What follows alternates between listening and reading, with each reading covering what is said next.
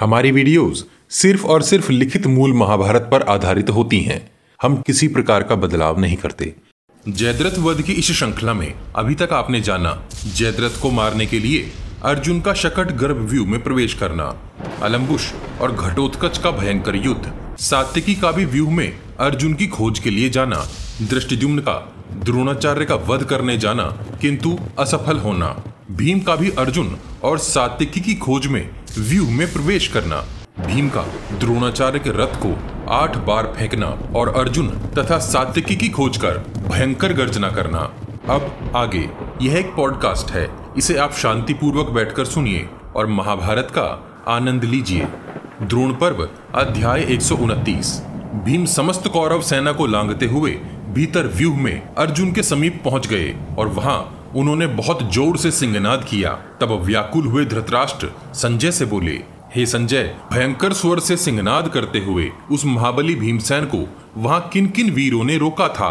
हे संजय, मैं तो तीनों लोकों में ऐसा किसी को भी नहीं देख पा रहा हूं जो इस प्रकार क्रोध से भरे हुए और गदा उठाए हुए भीमसेन के सामने युद्ध स्थल में खड़ा भी हो सके। ये महारथी तो रथ से रथ को और हाथी से हाथी को मार गिराता है। भला इस वीर पुरुष के सामने चाहे साक्षात इंद्र ही क्यों ना हो, भला कौन ही युद्ध कर सकेगा? ऐसा लगता है भीमसेन दावानल के समान है, अर्थात वह अग्नि जो संपूर्ण वन को भस्म कर देती है, और मेरे पुत्र उसके सामने तिनकों के समान है। कौरवों को जला डालने की इच्छा लिए भीमसेन के सामने आकर कौन कौन वीर खड़े हुए? भीमसेन के द्वारा मेरे पुत्रों को काल के गाल में जाते देख किन वीरों ने आगे आकर भीमसेन को रोकने का साहस किया? हे संजय, मुझे भीमसेन से जिस प्रकार का भय लगता है वैसा तो अर्जुन, श्री कृष्ण, सात्यकी तथा धृष्टद्युम्न से भी नहीं लगता। हे संजय, मेरे पुत्रों को दग्ध करने की इच्छा वाले भीम रूपी इस अग्निदेव के सामने भला कौन कौन से शूरवीर डट सके, यह सब मुझे विस्तार से बताओ। संजय बोले, हे राजन, जब महाबली भीमसेन वहां गरज रहे थे तब बलवान कर्ण ने भी भयंकर सिंहनाद करते हुए उन पर आक्रमण कर दिया। कर्ण ने रणभूमि में अपना पराक्रम दिखाने के लिए अपने विशाल धनुष को खींचा। जिस प्रकार एक विशाल वृक्ष वायु का मार्ग रोक देता है, उसी प्रकार भीमसेन का मार्ग अवरुद्ध कर डाला। भीमसेन अपने समक्ष कर्ण को खड़ा देख अत्यंत कुपित हो उठे। तुरंत ही उन्होंने कर्ण के ऊपर सान पर चढ़ाकर तेज किए हुए बाण बलपूर्वक छोड़ने आरंभ कर दिए। कर्ण ने भी उन बाणों के विपरीत वैसे ही बाण चलाए। उनका युद्ध अचानक ही भयंकर हो गया और उन्हें देख रहे योद्धाओं के शरीर मानो कांपने लगे। उस समरांगण में अनेक योद्धाओं के धनुष तथा अन्य अस्त्र हाथों से छूटकर पृथ्वी पर गिर पड़े। अपनी तरफ आते उन अग्नि रूपी बाण समूहों को देख कितनों के तो प्राण ही निकल गए। वहां बहुत से भयंकर अपशकुन प्रकट होने लगे। हे राजन, कर्ण और भीम के उस भयंकर युद्ध के समय आकाश में गिद्ध, कौवे और कंक छा गए। तदनंतर कर्ण ने 20 बाण मारकर भीमसेन को गहरी चोट पहुंचाई और तुरंत ही उनके सारथी को 5 बाणों से बींध डाला। शीघ्रता करते हुए भीमसेन ने तिरछी हंसी हंसकर 64 बाणों द्वारा कर्ण पर आक्रमण किया। हे राजन, फिर महाधनुर्धर कर्ण ने भीम पर 4 बाण छोड़े, परंतु भीमसेन ने बड़ी फुर्ती दिखाते हुए झुकी हुई गांठ वाले अनेक बाण चलाकर कर्ण के उन बाणों के टुकड़े टुकड़े कर दिए। तब कर्ण का आक्रमण बढ़ गया और उन्होंने अनेकों अनेक बाण समूहों की वर्षा करके भीमसेन को मानो आच्छादित कर दिया। भीम जैसे ही कर्ण के एक आक्रमण को निष्फल करते, कर्ण तुरंत ही दूसरे बाण समूह छोड़ देते। इस प्रकार कर्ण के द्वारा बारंबार आच्छादित होते हुए महारथी भीम ने एक सधा हुआ बाण चलाकर कर्ण के धनुष को मुट्ठी पकड़ने के स्थान से काट दिया और तुरंत ही अनेक बाण छोड़कर उन्हें घायल भी कर दिया। भयंकर कर्म कर सकने वाले महाबली कर्ण ने दूसरा धनुष उठाकर उस पर अतिशीघ्र प्रत्यंचा चढ़ाई और अनेक बाण छोड़कर भीमसेन को घायल किया। तब भीमसेन को बड़ा ही क्रोध आ गया। आंखें लाल करके उन्होंने वेगपूर्वक जाने वाले 3 बाण कर्ण की छाती में धंसा दिए। हे राजन, ठीक छाती के बीच में गड़े हुए उन बाणों द्वारा कर्ण की छाती से बहुत रक्त बहने लगा। उस गहरे प्रहार से पीड़ित हो कर्ण कुछ विचलित से हो उठे, किंतु तुरंत ही एकाग्रचित्त हो धनुष को कान तक खींचकर कर्ण ने अनेक बाणों द्वारा भीमसेन को बिंध डाला। जैसे ही वे बाण भीम को लगे, तुरंत ही उन पर सैकड़ों बाणों की वर्षा कर डाली। इस प्रकार उस महाधनुर्धर कर्ण के बाणों से पीड़ित हुए भीमसेन ने उन बाणों का प्रतिकार कर एक शूरप्र के द्वारा उनके धनुष की प्रत्यंचा काट दी और उनके सारथी को एक भल्ल बाण मारकर रथ की बैठक से नीचे गिरा दिया। इतना ही नहीं, महारथी भीम ने महापराक्रम प्रकट कर अनेक सधे हुए बाण मारकर कर्ण के चारों अश्वों के भी प्राण ले लिए। हे राजन, उस समय कर्ण उस अश्वहीन रथ से कूदकर तुरंत ही वृषसेन के रथ पर जा बैठे। इस प्रकार बलवान एवं प्रतापी भीमसेन ने उस युद्ध में कर्ण को पराजित करके मेघ गर्जना के समान बड़े ही उच्च तथा गंभीर स्वर में सिंहनाद किया। भीमसेन का वह सिंहनाद युधिष्ठिर ने भी सुना। उसे सुनकर युधिष्ठिर प्रसन्न हो मन में ही बोले, भीम ने निश्चित ही किसी बड़े योद्धा को पराजित कर दिया है, तभी वह इस प्रकार विजय से भरा सिंहनाद कर रहा है। तभी राजा युधिष्ठिर ने युद्ध स्थल में हर्ष से भरकर अपनी सेना को शंख और नगाड़ों की ध्वनि बहुत जोर से करने को कहा, ताकि भीम की जीत की सूचना से योद्धाओं का आत्मबल बढ़ाया जा सके। ठीक उसी समय वहां अर्जुन ने गांडीव धनुष पर टंकार दी और श्री कृष्ण ने पंचजन्य शंख बजाया, परंतु भीमसेन के भयंकर सिंहनाद में उन दोनों की ध्वनि तिरोहित हो गई। तदनंतर कर्ण और भीमसेन फिर से एक एक सीधे जाने वाले बाणों से एक दूसरे पर प्रहार करने लगे। राधानंदन कर्ण मृदुता पूर्वक अर्थात धीमे रूप में बाण चलाता था और पांडुनंदन भीम कठोरता पूर्वक। हे राजन, जब भीमसेन से युद्ध करते कर्ण को दुर्योधन ने वृषसेन के रथ पर देखा, तब दुर्योधन ने चिंतित हो दुश्शल से कहा, हे दुश्शल, देखो मुझे प्रतीत होता है कि कर्ण संकट में पड़ा है, तुम शीघ्र उसके लिए वहां रथ प्रस्तुत करो। दुर्योधन के ऐसा कहने पर दुश्शल तुरंत ही कर्ण के पास दौड़ा। फिर महारथी कर्ण दुश्शल के रथ पर आरूढ़ हो गए। इसी समय भीमसेन ने सहसा 10 बाणों से उन दोनों को ही घायल कर दिया। क्रोध से भरे भीमसेन ने पुनः कर्ण पर आघात किया और एक वेगवान सीधे जाने वाले बाण से दुश्शल का मस्तक काटकर भूमि पर गिरा दिया। द्रोण पर्व अध्याय 130। संजय बोले, हे महाराज, इस प्रकार के प्रहारों से जब आपकी सेना वहां विचलित होकर भागने लगी, तब अर्जुन सिंधुराज का वध करने के लिए और आगे बढ़ गए और उनके पीछे पीछे ही सात्यकी तथा भीमसेन भी वहां आ पहुंचे। हे महाराज, तब आपका पुत्र दुर्योधन बड़ा उतावला होकर अब क्या करूं विचारता हुआ द्रोणाचार्य के पास भागने लगा। उस समय तो आपके पुत्र का वह रथ मन और वायु के समान अति वेग से चला और बड़ी तेजी के साथ तत्काल ही द्रोणाचार्य के समीप जा पहुंचा। कुरुनंदन दुर्योधन क्रोध से लाल आंखें करके घबराहट भरे स्वर में द्रोणाचार्य से इस प्रकार बोला, हे आचार्य, अर्जुन, भीमसेन और अपराजित वीर सात्यकी, ये तीनों महारथी हमारे इतना प्रबंध करने के बाद भी हमारी संपूर्ण एवं विशाल सेनाओं को पराजित कर सिंधुराज जयद्रथ के समीप जा पहुंचे हैं। हे आचार्य, उन्हें मार्ग में कोई भी नहीं रोक सका। हे आचार्यवर, माना महारथी अर्जुन रणभूमि में आपसे भी अधिक बल दिखाकर आपको लांग कर आगे बढ़ गए थे, परंतु हे गुरुदेव, सात्यकी और भीमसेन ने किस तरह आपको लांग लिया। हे आचार्य, सात्यकी, भीमसेन तथा अर्जुन के द्वारा आपकी पराजय समुद्र को सुखा देने के समान इस संसार की एक आश्चर्य भरी घटना ही जान पड़ती है। हमारे समस्त योद्धा आपस में बातें कर रहे हैं। धनुर्वेद के पारंगत आचार्य द्रोण भला किस प्रकार युद्ध में पराजित हो गए। मुझे तो लगता है वास्तव में ही मेरा भाग्य खोटा है।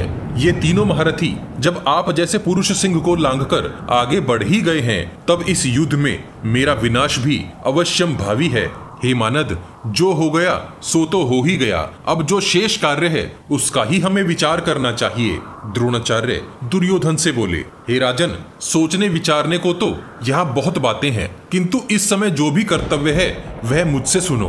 पांडव पक्ष के 3 महारथी हमारी सेना को लांघकर आगे बढ़ रहे हैं। मेरी समझ में पीछे इनका जितना भय है उतना ही आगे भी है, परंतु जहां अर्जुन और श्री कृष्ण एक साथ उपस्थित हैं, वहीं मेरी समझ में सबसे अधिक भय की आशंका है। इस समय कौरव सेना आगे तथा भीतर से भी शत्रुओं के आक्रमण का शिकार हो रही है। इस परिस्थिति में तो मैं सबसे आवश्यक कार्य सिंधुराज जयद्रथ की रक्षा का ही मानता हूँ। जयद्रथ भी इस समय कुपित हुए अर्जुन से भयग्रस्त होकर खड़ा हुआ है, अतः वही हमारे लिए सबसे अधिक रक्षणीय है। वीर सात्यकी और भीमसेन भी जयद्रथ को ही लक्ष्य करके इस व्यूह के भीतर गए हैं। शकुनी की कुटिल बुद्धि से जिस बात का बीज जुआ खेलते समय बोया गया था, वास्तव में तो वही आज इस रूप में वृक्ष बनकर हमारे सामने खड़ा हो गया है। हे दुर्योधन, उस दिन सभा में किसी पक्ष की जीत या हार नहीं हुई थी। आज यहाँ हम सभी लोग अपने अपने प्राणों की बाजी लगाकर जो ये युद्ध रूपी जुआ खेल रहे हैं, इसी में वास्तविक हार जीत का निर्णय होना है।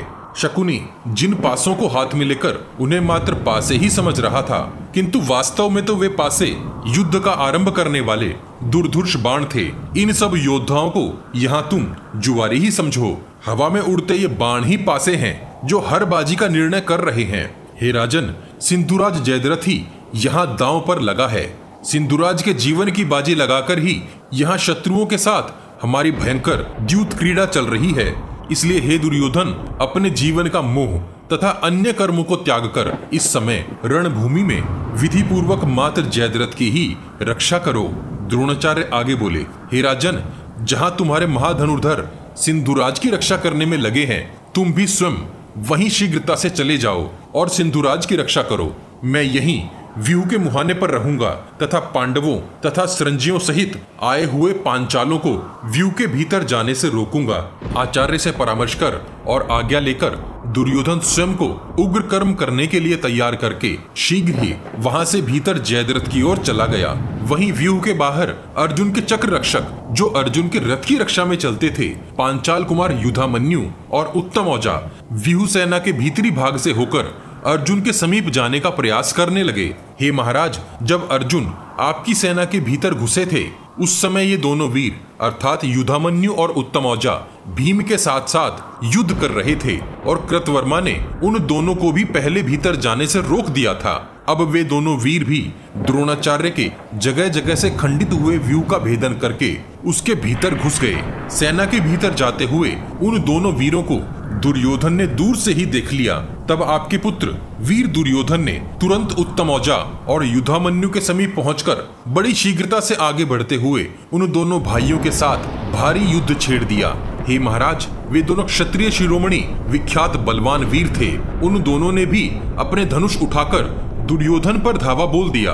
युधामन्यु ने कंकपत्र से बने 30 बाणों द्वारा दुर्योधन को घायल कर अपने बाणों से उसके सारथी और चारों अश्वों को भी घायल कर डाला। उनके प्रहार से क्रोधित हुए दुर्योधन ने एक बाण से युधामन्यु की ध्वजा काट डाली और एक बाण से ही उसके धनुष के भी 2 टुकड़े कर दिए। इतना ही नहीं, एक भल्ल मारकर उसने युधामन्यु के सारथी को भी रथ से नीचे गिरा दिया और 4 तीखे बाणों द्वारा उसके चारों अश्वों को भी घायल कर दिया।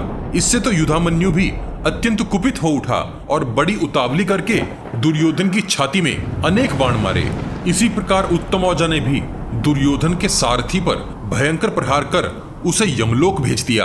हे राजन, तब दुर्योधन ने भी लाल आंखें करके उत्तम औजा के सारथी, चारों अश्वों और उनकी रक्षा में चल रहे दोनों पार्श्व रक्षकों को सारथी सहित मार डाला। उत्तम औजा शीघ्रता पूर्वक अपने रथ को छोड़कर अपने भाई युधामन्यु के रथ पर जा चढ़ा। भाई के रथ पर बैठकर उत्तम औजा ने एकाग्रचित्त होकर दुर्योधन के अश्वों पर अत्यंत सधा हुआ और भीषण प्रहार किया। वे अश्व तत्काल प्राण शून्य होकर धरती पर गिर पड़े। घोड़ों के धराशाही होते ही युधामन्यु ने 2 उत्तम बाणों का प्रहार करके दुर्योधन के धनुष और तरकश को शीघ्रता पूर्वक काट दिया। हे राजन, अश्वों और सारथी के मारे जाने पर आपका पुत्र दुर्योधन रथ से उतर पड़ा और गदा लेकर पांचाल देश के उन वीरों की ओर चिल्लाता हुआ सहसा दौड़ पड़ा। उस समय क्रोध से भरे हुए दुर्योधन को अपनी ओर इस प्रकार आते देख वे दोनों भाई युधामन्यु और उत्तम औजा भयग्रस्त होकर रथ के पिछले भाग से नीचे कूद गए। हे राजन, अत्यंत कुपित हुए गदाधारी दुर्योधन ने उनके उस रथ पर इतने भीषण प्रहार किए कि अश्वों, सारथी और ध्वज सहित वह सुंदर रथ गदा के आघात से चूर चूर हो गया। इस प्रकार उस रथ को तोड़ फोड़ कर और इससे पहले कि वे दोनों भाई कुछ कर सकें, शत्रु संतापी दुर्योधन अति शीघ्रता करते हुए मद्रराज शल्य के रथ पर जा चढ़ा। तत्पश्चात वे दोनों पांचाल राजकुमार युधामन्यु तथा उत्तम औजा समीप खड़े 2 अन्य रथों पर आरूढ़ होकर अर्जुन की ओर बढ़ चले। द्रोण पर्व अध्याय 131। संजय बोले, हे राजन, इस प्रकार जब वहां रोमांचकारी संग्राम छिड़ गया और सारी सेनाएं सब ओर से व्याकुल हो गई, तब राधानंदन कर्ण युद्ध की इच्छा लिए पुनः भीमसेन के सामने आ गए। जैसे कोई वन में एक मतवाला हाथी दूसरे मदमस्त हाथी से लड़ने आ खड़ा होता है। धृतराष्ट्र ने संजय से पूछा, हे संजय, महाबली कर्ण और भीमसेन ने अर्जुन के रथ के निकट जाकर किस प्रकार युद्ध किया? हे संजय, जब भीमसेन ने राधानंदन कर्ण को पहले ही जीत लिया था, तब वह पुनः उनका सामना करने के लिए किस प्रकार आया? मुझे तो लगता है कि धर्मराज युधिष्ठिर को अब महारथी कर्ण के सिवा दूसरे किसी से भय नहीं रह गया है। पहले जब युधिष्ठिर कर्ण के भय के मारे अनेक वर्षों तक सुख की नींद नहीं ले सके थे, उसी कर्ण के साथ भीमसेन ने युद्ध भूमि में किस प्रकार युद्ध किया? कर्ण ने अर्जुन के सिवाय अन्य पांडवों के प्रति बंधुत्व का भाव दिखाया था और वह दयालु भी है। तथापि कुंती के वचनों को बारंबार स्मरण करते हुए भला उसने भीमसेन के साथ किस प्रकार युद्ध किया? धृतराष्ट्र आगे बोले, मेरा दुर्योधन सदा यही आशा करता है कि कर्ण संग्राम में इन समस्त पांडवों को जीत लेगा। इस युद्ध में मेरे मूर्ख पुत्र ने कर्ण पर ही विजय की आशा लगा रखी है। हे संजय, इसी का आश्रय लेकर मेरे पुत्रों ने उन महारथी पांडवों के साथ वैर ठान लिया था। क्या भीमसेन ने कर्ण द्वारा किए गए अपमानों का स्मरण किया था? जिस वीर्यवान वीर ने एकमात्र रथ की सहायता से इस समस्त पृथ्वी को मानो जीत लिया था, उस सूत पुत्र के साथ भीमसेन ने किस प्रकार युद्ध किया? हे संजय, इन दोनों वीरों में जिस प्रकार का युद्ध हुआ और उनमें से किसे विजय प्राप्त हुई, वह सब विवरण तुम मुझे ठीक ठीक बताओ। संजय बोले, हे राजन, आगे सुनिए। प्रारंभ में तो भीमसेन ने कर्ण को छोड़कर वहां जाने की चेष्टा की जहां वीरवर श्री कृष्ण और अर्जुन युद्ध कर रहे थे। हे महाराज, जैसे ही भीमसेन उस ओर बढ़ने लगे, कर्ण ने उनके ऊपर कंकपत्र से बने बाणों की भीषण वर्षा आरंभ कर दी। वहां कर्ण के बाण जल रूपी वर्षा की तरह बरसे। उस बलवान अधिरथ पुत्र ने हंसकर जाते हुए भीमसेन को युद्ध के लिए ललकारा। कर्ण भीमसेन से बोले, हे भीमसेन, तुम्हारे शत्रुओं ने स्वप्न में भी नहीं सोचा था कि तुम इस प्रकार युद्ध में पीठ दिखाओगे। इस समय बड़ा ही दुर्लभ दृश्य है। अर्जुन से मिलने के लिए भीमसेन मुझे पीठ दिखा रहा है। कर्ण की ओर से वह युद्ध की ललकार भीमसेन सह न सके। उन्होंने अर्धमंडलाकार घूमकर वहां कर्ण के साथ युद्ध आरंभ कर दिया। महायशस्वी भीमसेन, जो सभी शस्त्र चलाने में निपुण थे, तुरंत ही युद्ध के लिए तैयार हो कर्ण के ऊपर सीधे जाने वाले बाणों की वर्षा करने लगे। उस समय ऐसा लगा मानो महाबली भीमसेन कर्ण को मार उनके अनुगामी सेवकों का भी वध करने की इच्छा लिए हुए थे। हे राजन, शत्रुओं को संताप देने वाले भीमसेन अमर्ष से भरकर कर्ण पर अनेकों प्रकार के भयंकर बाणों की वर्षा करने लगे। उत्तम अस्त्रों का ज्ञान रखने वाले कर्ण ने अपने अस्त्रों की माया से भीमसेन की उस बाण वर्षा को ग्रस लिया, अर्थात काट डाला। उस समय कर्ण अपनी विद्या का प्रदर्शन कर आचार्य द्रोण के समान रण क्षेत्र में विचरने लगे। हे राजन, क्रोध से भरे भीमसेन की हंसी उड़ाता हुआ सा कर्ण उनके सामने जा पहुंचा। भीम कर्ण की उस हंसी को सह न सके। सभी के देखते देखते ही बलवान भीमसेन ने अपने सामने आए हुए कर्ण की छाती में वत्सदंत नामक बाणों द्वारा अत्यंत गहरी चोट पहुंचाई। तत्पश्चात विचित्र कवच धारण करने वाले कर्ण को सदे हुए सुवर्ण में पंख वाले 21 बाणों द्वारा पुनः शत विक्षत कर दिया। ध्यान रहे, यहाँ कर्ण के दिव्य कवच की बात नहीं हो रही है। तभी कर्ण ने भीमसेन के जाली से रक्षित अश्वों को 5 बाण मारकर उनके रथ पर बाणों का जालसा बिछा दिया। आच्छादित हुए भीमसेन पर कर्ण ने 64 बाण मारकर उनके सुदृढ़ कवच को छिन्न भिन्न कर डाला। कुपित होकर कर्ण ने नाराज बाणों से उस बलवान कुंती कुमार को घायल कर दिया।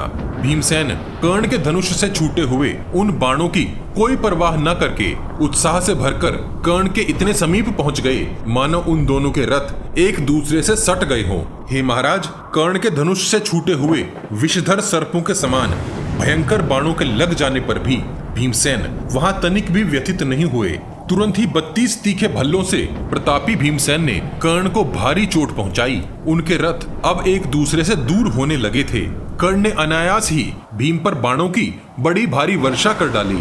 कर्ण भीमसेन पर कठोरता पूर्वक प्रहार न करता हुआ रणभूमि में उनके साथ युद्ध कर रहा था, परंतु भीमसेन पूर्व काल की बातों को बारंबार स्मरण करते हुए क्रोध पूर्वक कर्ण के साथ युद्ध कर रहा था। भीमसेन कर्ण द्वारा दिखाई जाने वाली उस ढिलाई को अपना अपमान समझकर और अधिक क्रोधित हो उठे। अतः भीम ने भी तुरंत ही कर्ण पर बाणों की वर्षा प्रारंभ कर दी, जो उड़ते हुए पक्षियों के समान वीरवर कर्ण पर सब ओर से गिरने लगे। हे राजन, अब वे दोनों वीर योद्धा एक दूसरे पर बाण बरसाने लगे। वे दोनों एक दूसरे को बारंबार अपने बाणों से ढक देते थे। वीर भीमसेन ने कर्ण के धनुष से छूटे हुए स्वर्ण पंख युक्त बाणों को अपने शरीर पर इस प्रकार धारण किया जैसे अंशुमाली अर्थात सूर्य अपनी किरणों को धारण करते हैं। उस प्रहार से भीमसेन का संपूर्ण शरीर खून से लथपथ हो गया। उस समय क्रोध से भरे भीमसेन अपने नेत्र घुमाकर कर्ण को देखने लगे और उन्होंने कर्ण पर 25 नाराज बाण चलाए, जिनका प्रहार विषैले सर्पों के समान जान पड़ता था। फिर पराक्रमी भीम ने कर्ण को उनके मर्म स्थलों में 6 और फिर 8 बाण मारकर तुरंत ही उनके धनुष को काट दिया। फिर बहुत अधिक शीघ्रता पूर्वक बाणों का प्रहार करके उसके चारों अश्वों और सारथी को भी मार डाला। एक के बाद एक प्रहार कर तेजस्वी नाराचों से कर्ण की छाती में भी भारी आघात किया। हे राजन, कर्ण को अपने पुरुषत्व का बड़ा अभिमान था। वहां भीमसेन के बाणों से घायल, धनुष और रथहीन होने के कारण वह अचानक ही बड़ी भारी घबराहट में पड़ गया और दूसरे रथ पर बैठने के लिए वहां से भाग निकला। द्रोण पर्व का 131वां अध्याय यहीं समाप्त होता है। अगले भाग में जानेंगे जब तीसरी बार कर्ण और भीमसेन का युद्ध हुआ तब क्या क्या हुआ और धृतराष्ट्र के एक और वीर पुत्र दुर्जय का किस प्रकार वध हुआ। इस विशाल ग्रंथ महाभारत को शीघ्रता से समेटने के लिए हम ग्राफिक्स के साथ पॉडकास्ट का सहारा भी ले रहे हैं, ताकि आप तक कुछ जल्दी से महाभारत का सही रूप पहुंचाया जा सके। आपको हमारा प्रयास कैसा लग रहा है, कृपया कमेंट बॉक्स में कमेंट करके हमें जरूर बताइए। जयद्रथ वध की श्रृंखला के पिछले सभी भाग आपको हमारे चैनल के पेज पर और इस वीडियो के डिस्क्रिप्शन बॉक्स में भी मिल जाएंगे। हम हर सीरीज की एक प्लेलिस्ट भी बनाते हैं। उम्मीद है आप हमारी वीडियोस अपने उन दोस्तों को शेयर जरूर करते होंगे जो महाभारत का सही रूप समझना और जानना चाहते हैं। आपके हर शेयर से हमारा मनोबल बढ़ता है। अपने प्रियजनों तक यह ज्ञान पहुंचाने के लिए वॉच गॉड चैनल को सब्सक्राइब और शेयर करना मत भूलिए। सब्सक्राइब बटन के बगल में बनी छोटी सी घंटी भी बजा दीजिए। जय श्री कृष्ण, हर हर महादेव।